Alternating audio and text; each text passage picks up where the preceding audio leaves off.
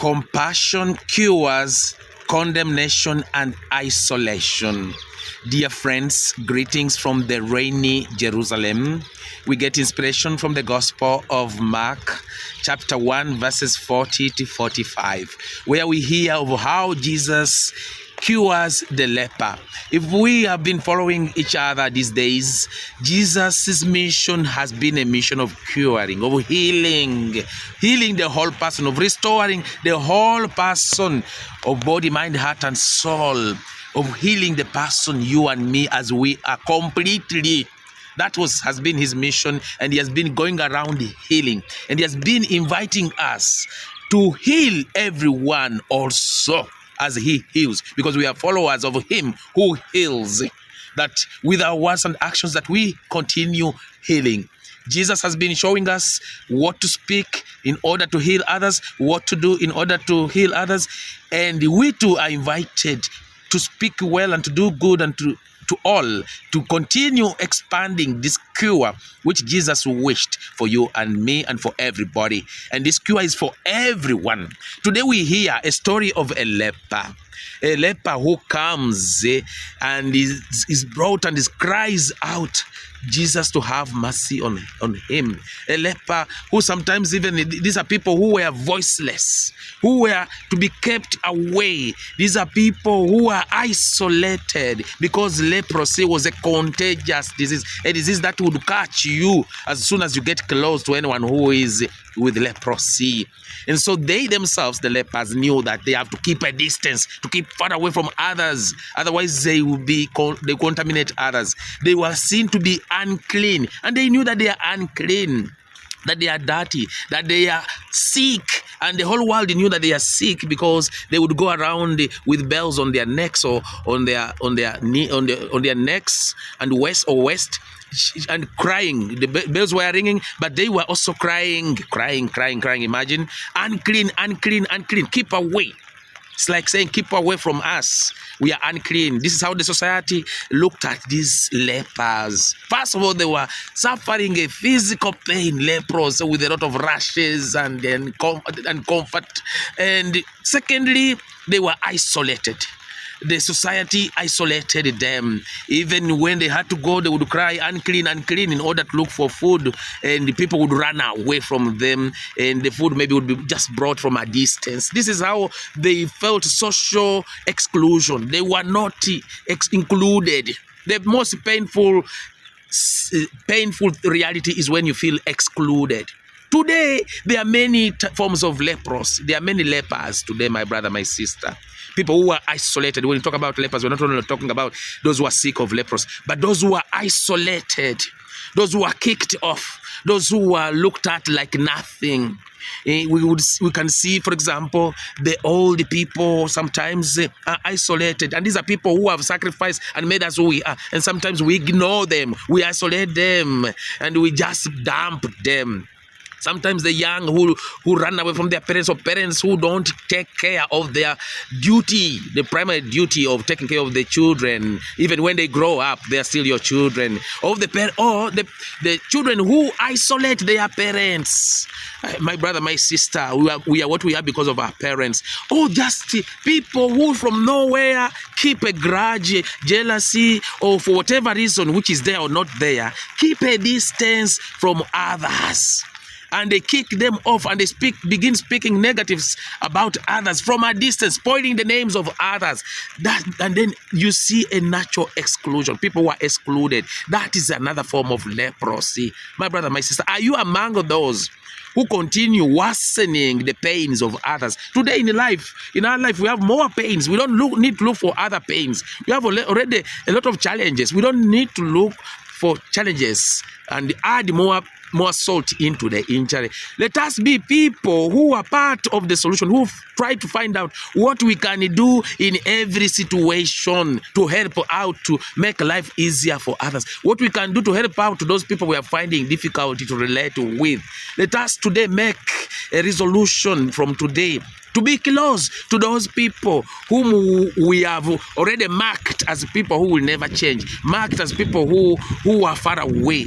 There are many lepers even in the family. Sometimes husbands become lepers to their wives, or wives become lepers to their husbands, in a way that they isolate them. They don't play their marital duties as husband and wife, or their parental duties. They don't play. These are forms of leprosy. Each one of us is called to examine, in which way am I a leper to others? In which way do I isolate others? In which way do I mark others as negative, as people who will never change, as people who are bad? No, all of us have a challenge. We have a lot of blessings and many good things, but also we have a lot of things to work on. Let's not consider others as bad forever, as if we ourselves are good forever. Who said that? We are all on a journey. Let us have a heart that welcomes others as they are. All of us are trying to see how to make life easier for ourselves and for others. Some people, instead of helping others to become better, they are just worsening their lives. That is not our mission as humans or as religious. Our mission as humans and religious is to see that even if I consider someone bad, how can I at least help that person to improve from that which I consider bad in that person? That is our mission. To see what I can do slowly by slowly, gradually. It's not all at once to see results. Slowly by slowly, how can I be close to those people who are, or whom I've marked as bad? How can I be, sometimes with the silence, how can I be with them there? Even in silence, how can I be with them there? Getting close to them by doing something good, by appreciating and trying to be close to them. Slowly by slowly, even when they hesitate at first instance, our role is to see what we can do to make life easier for the other. May we be people who are not reasons why others run away from us and from others. May we be people who can be reasons why others get closer to us and get closer to other people. People who build families, people who build communities, people who build oneness as brothers and sisters. Let us be part of that. Not like people who isolate others like the lepers were felt. So with this kind of background, we see Jesus embracing this leper. He knew that, yes, by getting close to this leper, humanly speaking, you will also get leprosy. But he knew also that compassion is more powerful than this sickness of leprosy, than the law. Because the law was saying, don't get close to them. Jesus said, no, be compassionate, filled with. Be compassionate. Let your heart be moved to those who are suffering. And Jesus felt with. He had the compassion. He had the pity on this leper who was crying out to him. Do we have pity? Do we allow our hearts to move us to do good to all those who are around us, even those who hurt us? Do we even pray for them? Do we see a way of getting close to them? Slowly by slowly, it is a process. But even if they don't want to get closer to us, don't worry. Just do your part to see how best you can get closer to those who are keeping us far away from them. Yeah, but I'm waiting for them to get closer to me, then I will get closer to them. No, do your part and get closer to them, because they are humans who also need help.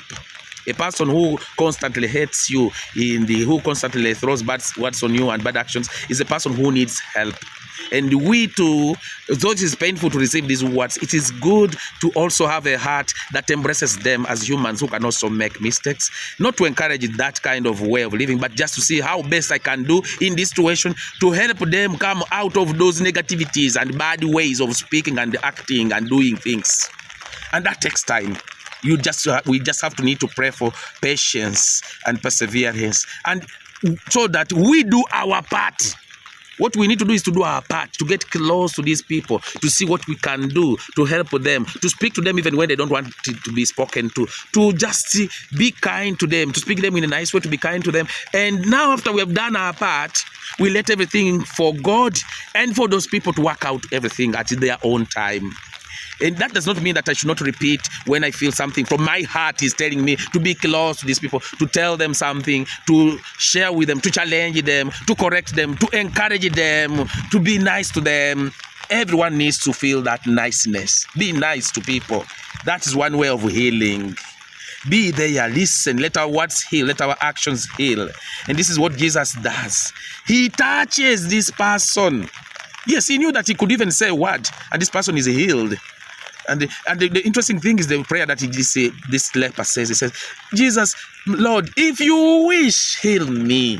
If you wish, heal me. Meaning, his helpless has been so painful, and he just surrendering himself to Jesus, saying, if it's your wish, heal me. It's the same prayer that Jesus prayed at Gethsemane. Father, this cup is so painful. God our Father, the cup is so too much for me. If it is possible, take away this cup of suffering from me. But not as I wish, but as you wish. This is a beautiful prayer that teaches us that we do the best we can. And we tell God, if possible, take away this suffering. Because we know there is a reason why all this is happening to us. But if possible, take it away from us, because it is too much for us to handle, humanly speaking. But not as we wish, as you wish. If you wish, Lord, heal me. This should be our prayer, that we do the best we can, and we say, if you wish, Lord, complete us, heal us, make us whole and complete and in harmony, not scattered. And this is Jesus who touches the man and says, be healed. And the man is healed instantly. There are moments Jesus heals with words alone. There are moments he heals with a touch, and with a touch and words. And today he uses both touch and words. And he reminds us that we too can heal with words and touch. Don't underestimate the power of the touch that heals, my brother, my sister.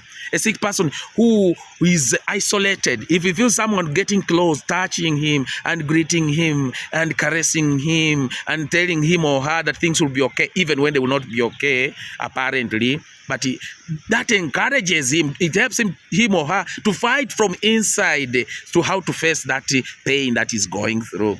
It's just a matter of a touch on there. And then you realize, and with a kind word, with a sweet word, he heals.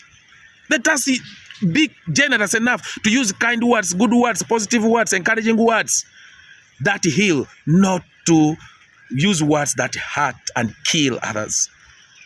And we see Jesus now telling this person to go and present himself to the priest, because with the priest, you pour out more everything. You confess, you pour out every negative thing. And because you're speaking to God who works through that priest, and you confess and you pour out, and you are more free. We are more free when we are able to always look for moments to confess. And that's why he goes, so that the person is completely feels free. But then the person, of course, goes to the priest. But then at the same time, what is important here to highlight is that Jesus tells him not to tell anyone. But the person, because he's happy, he just goes away and tells the whole public what is happening and the healing that has taken place to him. This is what happens, my brother, my sister. When we are healed, we are already healed by the fact that we are healthy, we're able to speak, we're able to move, have life. By the fact that we have life and we can be able to move, that's already a miracle. And we are invited to see how we can spread only the good things that God has done to us. The healing power of God, what God has done to us. When I feel healed, I feel like, how can I use my energy to help and build others? Not how I can use my energy to put down others. No. The person who is grateful is one who uses his energy, his strength, his words to build others, not to kill others, not to destroy others. That is our mission as humans and as Christians. But this person, the leper who is healed, just moves away and he tells everyone the wonders that God has done. When God does wonders to you, go and thank him. Go and kneel down, thank him. This leper knelt down when he was even begging. And now he is already standing and he goes to tell God, thank you. Kneeling down is a sign of humility, of simplicity, of submissiveness, that I submit to you who is powerful, work out everything for my good. The leper does that. He kneels down, he prostrates, he says, God, you are powerful, I am nobody before you, you know where to touch, heal me. That's what we should do when we kneel down. And standing is a sign of victory, and we are invited that if we are able to have a strength to stand, that our strength to stand should be able to help us to do good to all. Not to stand, and because we are helped to stand, and we go and do good, bad to others, destroy others. No. That is our mission. Enough about the destruction of others. And we see many, then Jesus in that way, he goes in the village, in the desert area, and people look for him there. Because that's the mission he came for, to heal. And people are looking for him in order to feel healing. And Jesus generously heals others. My brother, my sister, let us bring healing wherever we are, at home, in the places of work, and on our way. Let us walk with a smile, even when things are not completely okay. That is our mission, to bring hope where there is a hopeless situation. Yeah, and it's so beautiful, as we heard from the first reading of 1 Samuel. We heard, of course, chapter 4, verses 1 to 11. We heard of how the Israel is attacked by the Philistines. Is attacked. And the battle is so strong. The war is so strong. But then a thought comes to mind, and they bring the Ark of the Covenant. The Ark of the Covenant, where the Lord dwells, where there is the Torah, the word of God, where there is the Aaron's rod, that rod which kicks away, which struck the Red Sea, but which guided the people like a shepherd, and it kicks away the enemies and guided the people. In the Ark of the Covenant, there is also the rod. And we see that Ark of the Covenant, the place of the presence of the Lord. They brought that Ark of the Covenant, and people were shouting and praising the Lord for that. And when they shouted and praised the Lord, then Israel won the battle. And the Philistines ran away. When we do good works, when we bring in the Lord in the picture, in our battles, in our struggles, which we have in our lives, maybe in our families, then enemies run away. The unfortunate thing is then when you kick them off, because that is what happened to Israel again. They started making their own gods and forgot about the Ark of the Covenant. And that's when now the Philistines, the enemies, came and took over. My brother, my sister, let us find our strength in God, our strength in each other, because that is where life becomes a blessing to all. That is where our way of moving is assured. Our strength is when we move with the Lord and we move with each other. Our strength is when we run to the Lord in His word and find how to respond to every situation, to the battles that we face in life. Our strength is when we embrace the Lord who works through our brothers and sisters, and how we share our joys and our challenges with our brothers and sisters, encouraging others, being part of the solution, not worsening the situations. Greetings, dear brothers and sisters, from the rainy Jerusalem, and may the Lord continue showering blessings upon you, your families, friends, and may the Lord bring more blessings to your work and bless the good work of your hands. In the name of the Father, and of the Son, and of the Holy Spirit. Amen.